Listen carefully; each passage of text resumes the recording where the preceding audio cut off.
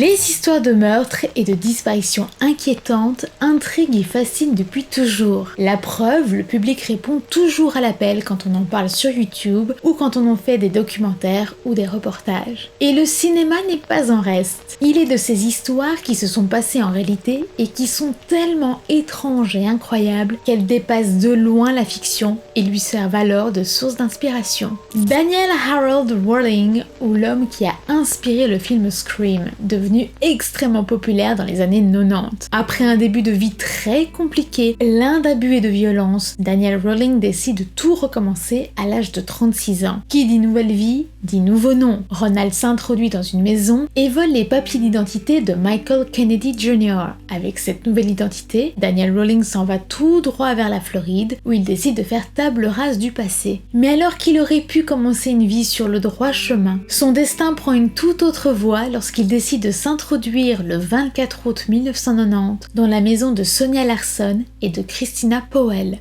toutes deux étudiantes en première année à l'université de Floride à Gainesville. Cette décision marquera le premier d'une série de crimes macabres qui lui vaudra le pseudo de l'éventreur de Gainesville. Daniel Rawling abuse des jeunes femmes avant de leur ôter la vie. Par la suite, il décide de placer les corps en une mise en scène morbide et pas plus tard que le lendemain, il réitère ses actes immondes sur la personne de Krista Hoyt. La nouvelle se répand comme une traînée de poudre dans l'université et des moyens de prévention sont mis en place pour éviter d'autres meurtres. La police est aux aguets et les jeunes étudiants de l'université de Floride décident de dormir avec leurs amis, en groupe, afin d'éviter d'être seuls et donc d'être plus vulnérables. Mais ça ne sera malheureusement pas suffisant. Le 27 août, soit 3 jours plus tard, Daniel Rawling tue Tracy Pauls et Manuel Taboada.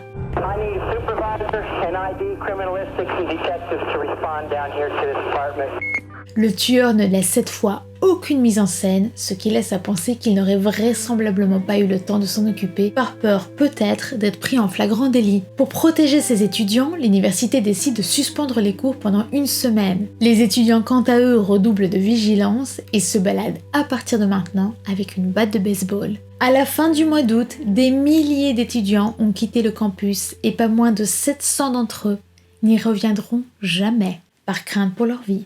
La police sur l'affaire a d'immenses difficultés à trouver le coupable, puisque Rawling a pris grand soin de nettoyer les crimes à la perfection, de sorte à ne laisser aucune empreinte ou aucune trace d'ADN sur place. C'est 2 semaines plus tard, le 8 septembre 1990, qu'il sera arrêté, et pas pour ce qu'on pourrait croire. David Rawling fait l'objet d'une arrestation après avoir cambriolé un Winn-Dixie, c'est-à-dire une espèce de supermarché américain. Ce n'est qu'au fur et à mesure des recherches que la police finit par faire le lien entre l'homme et ses crimes. Daniel Rawling sera alors condamné à mort et exécuté en 2006. Cette histoire a captivé les États-Unis et Kevin Williamson d'autant plus, qui s'en inspira pour écrire un film d'horreur sur les meurtres d'étudiants et la frénésie médiatique qui s'en a suivi.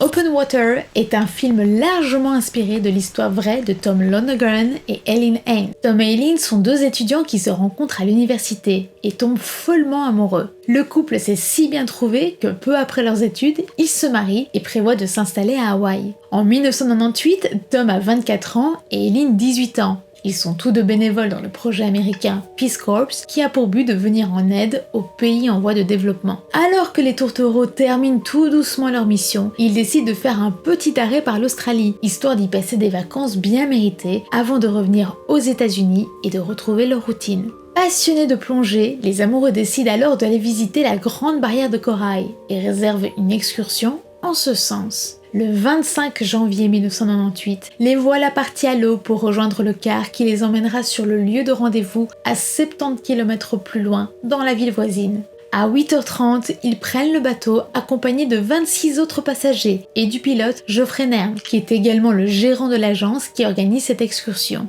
À 9h45, le bateau arrive au récif et les passagers enfilent leur combinaison pour débuter la plongée. S'ils disposent de pas mal de liberté pour plonger à leur guise, Geoffrey leur indique tout de même quelques instructions de sécurité, comme par exemple le périmètre de sécurité ou encore le fait qu'ils doivent absolument revenir sur le bateau dans les 30 minutes. Vers 14h, après leur pause déjeuner, le groupe repart en plongée, à cette exception que le couple demande cette fois-ci, puisque habitué à la plongée, à pouvoir aller un peu plus loin pour explorer les lieux. Geoffrey accepte à la seule condition de nouveau qu'il soit de retour à 15h. 15h arrive et Geoffrey siffle le groupe pour qu'ils reviennent sur le bateau. Tout le monde remonte, tout le monde, à l'exception du couple. L'un des membres de l'équipage fait le compte et confirme à Geoffrey que le compte est bon. Tous les passagers sont là. Le bateau repart alors en toute logique vers l'agence. Pendant le retour, l'un des employés trouve un sac à dos laissé à l'abandon sur le bateau. Et sans se poser plus de questions que ça, il le jette tout simplement dans les objets perdus. À 16h30, le groupe arrive à l'agence où le conducteur du bus les attend pour les ramener à leur ville de départ. Très vite, il se rend compte que le jeune couple avec qui il avait sympathisé le matin même n'est pas là. Il fait alors le tour des bars, histoire de vérifier si le couple ne s'est pas éventuellement arrêté quelque part pour boire un coup, mais rien. Obligé de repartir pour respecter son horaire, le chauffeur monte dans son bus et s'en va sans le couple. Arrivé de l'autre côté, il avertit sa patronne qu'il a dû prendre la route sans le couple, qu'il n'a pas pu trouver. La patronne appelle alors le gérant de l'agence, Geoffrey, et lui passe l'information. Mais ça ne semble pas l'alerter plus que ça. Le 26 janvier, soit le lendemain, Geoffrey repart avec un autre groupe. Et pendant la plongée, l'un des plongeurs remonte 6 plombs de plongée provenant d'une ceinture de lestage. Mais la découverte de nouveau n'inquiète pas plus que ça le gérant puisque ce n'est pas la première fois qu'on trouve du matériel dans la mer. Le lendemain, le 27 janvier, une nouvelle excursion a lieu. Durant le trajet, Geoffrey remarque le sac à dos aux objets perdus et finit par fouiller dedans. Il y trouve des vêtements, ainsi qu'un portefeuille et le passeport de Tom Lonergan. Réalisant alors la situation, le gérant appelle l'auberge où le couple logeait et cette auberge confirme qu'ils n'ont pas vu le couple depuis le 25 janvier au matin. Pris de stress soudain, Geoffrey alerte les autorités et un hélicoptère est envoyé d'urgence près du récif pour voir si on les retrouve.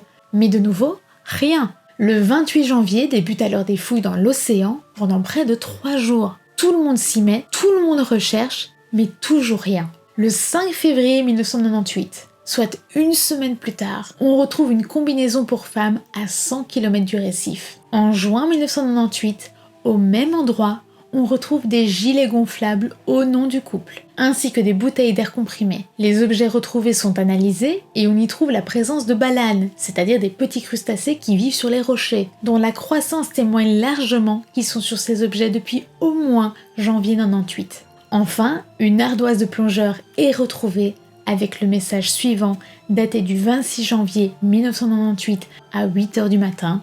À toutes les personnes qui peuvent nous aider. Nous avons été abandonnés sur le récif australien Agincourt le 25 janvier 1998 à 15h. S'il vous plaît, aidez-nous avant qu'on ne meure. À l'aide! Geoffrey sera inculpé d'homicide involontaire, mais c'est sans compter sur son avocat qui utilisera les journaux intimes des victimes pour disculper son client. Dans ces journaux, Tom raconte qu'il est si comblé par sa vie qu'il peut mourir sans le moindre regret, tandis que sa femme explique que son mari espère mourir d'une mort rapide et douce, et laissera son client s'en sortir, faute de corps, avec une simple amende qui finira tout de même par le ruiner. Bien que l'affaire ait été jugée et décide que vraisemblablement la théorie du suicide soit plausible, elle ne semble pas convaincre tout le monde. Ainsi, pendant des années, le père d'Eileen continuera à dire à qui veut l'entendre que le couple n'aurait pas pu se suicider puisqu'ils étaient catholiques et que la religion catholique condamne fermement le suicide. De même qu'une mort en mer ne constitue en rien une mort rapide et douce comme le souhaitait Tom. Et pour finir, que si le couple avait souhaité se suicider, il n'y a aucune logique à appeler à l'aide sur une ardoise. Les corps de Tom et d'Eileen Lonergan ne seront malheureusement jamais retrouvés. Le film Open Water, réalisé par Chris Cantis, raconte l'histoire d'un couple parti en excursion pour faire de la plongée et qui se retrouve lui aussi abandonné à son triste sort en plein milieu de l'océan. À la seule différence que Chris Cantis a pris grand soin de vous montrer son calvaire dans une eau infestée de requins.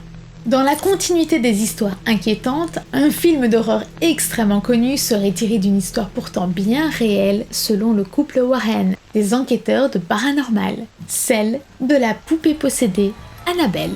Le couple raconte que l'histoire débute en 1970. La mère de la jeune infirmière Donna décide de lui offrir une poupée pour son 28e anniversaire. Ravie du cadeau, Donna ramène la poupée dans son appartement qu'elle partageait avec une autre de ses copines, également infirmière, Angie. Très fière de cet élément de décoration, la poupée trône fièrement sur le canapé, là où elle peut accueillir les visiteurs. Mais très vite, les deux copines se rendent compte que la poupée semble se déplacer de pièce en pièce. Par exemple, alors que Donna l'assaillait dans le canapé avant de partir travailler, en rentrant du travail, elle retrouvait la poupée sur son lit, la porte de la chambre à coucher fermée. Comme si la situation n'était déjà pas assez flippante comme ça, Donna et Angie ont commencé à retrouver des morceaux de papier de type parchemin dans leur appartement sur lequel étaient griffonnés les mots « Aidez-moi », un papier qu'elles ne possèdent même pas dans leur appartement. Un jour, alors que le petit ami de Donna, que l'on surnomme Lou, se trouve seul dans l'appartement en plein après-midi, il entend un crissement de porte, comme si quelqu'un avait tenté de s'introduire dans l'appartement. Curieux, il investigue dans l'appartement, mais pas l'ombre d'une trace d'effraction. Par contre, il retrouve l'étrange poupée, face contre terre, sur le sol de la chambre à coucher. Au même moment, il ressent une énorme douleur au niveau de l'abdomen, et il voit des griffes qui y sont apparues comme par magie. 2 jours plus tard, Lou disparaît et ne donne plus jamais signe de vie. Logiquement traumatisées par ce qu'il venait de se passer, les deux jeunes filles demandent à un médium de venir sur place. Débute alors une séance de spiritisme au cours de laquelle le médium leur apprend que la poupée est hantée par l'esprit d'une enfant de 7 ans, répondant au nom d'Annabelle Higgins. La jeune enfant est décédée des années auparavant, à l'endroit même où leur immeuble a été construit. Mais le médium n'est pas terrorisé et leur affirme que l'esprit souhaite simplement être aimé et pouvoir cohabiter avec les deux jeunes filles en toute bienveillance. Ce que les jeunes femmes accepteront sans aucune méfiance de leur part. Très vite, les épisodes bizarres se succèdent et les jeunes femmes décident alors de se débarrasser de la poupée avant de pratiquer un exorcisme dans leur appartement. C'est comme ça que Ed et Warren deviennent propriétaires de cette poupée maléfique. À leur tour, ils sont témoins de choses effrayantes, comme par exemple, ils affirment que la poupée est entrée en lévitation dans le bureau de Ed Warren et qu'elle réapparaissait dans leur maison constamment, malgré le fait qu'ils aient essayé de s'en débarrasser plein de fois. Finalement, pour clôturer ce chapitre, les Warren feront construire une boîte en verre et en bois dans laquelle ils feront enfermer la poupée qui trônera désormais dans leur musée occulte. Les Warren perpétueront cette histoire en affirmant encore et encore que le peu de visiteurs qui ont osé se moquer de la poupée au musée occulte ont connu une fin terrible.